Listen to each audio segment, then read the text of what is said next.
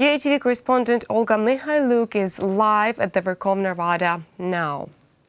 Hello, Olga. So what are the protesters demanding and why did the parliamentarians postpone the consideration of the bills for now?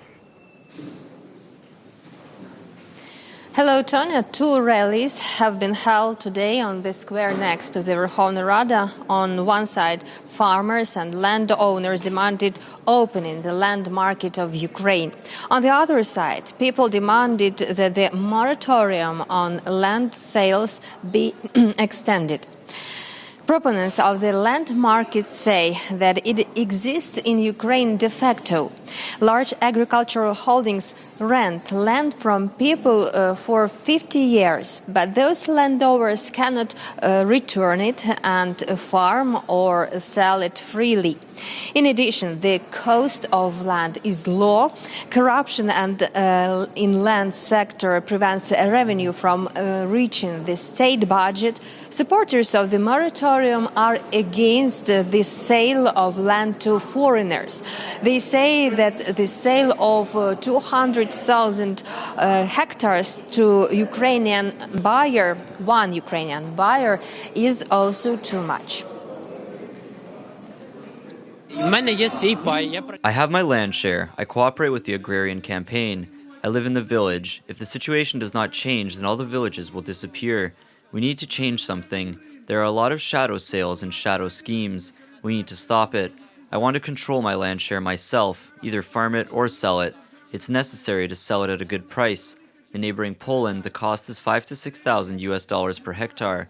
In Switzerland, $60,000 per hectare. We sell for €1,000.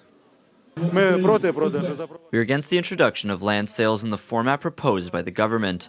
We are against the sale of 200,000 to one buyer, against the sale of land to foreigners, legal entities, and individuals. At the moment, the authorities are not listening to the people who live in villages. We see that over the past 10 years, agricultural holdings which rent these lands have entered the villages, and we see the villages being destroyed. Yesterday, the bill on agricultural land turnover, which anticipates an end to the moratorium on land sales by January 1st, 2020, was put on the agenda of the plenary meeting.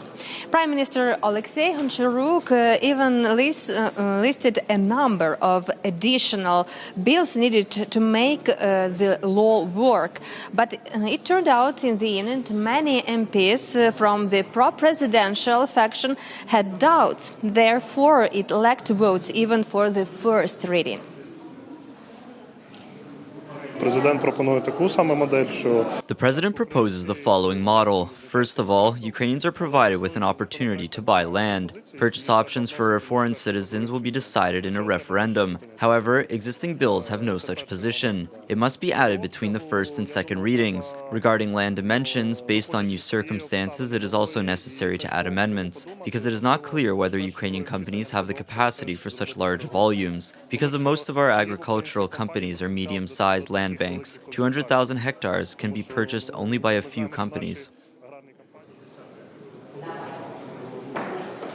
Back in year 2001, the Verkhovna Rada adopted the Land Code. The constitution guaranteed land ownership for Ukrainian citizens. But later, a moratorium on sale of land was introduced as a temporary measure. It had been extended every year since. It remains in force until year 2020. Back to you, Tonya.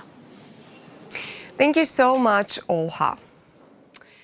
That was our correspondent Olga Mikhailuk reporting live from the Verkhovna Rada.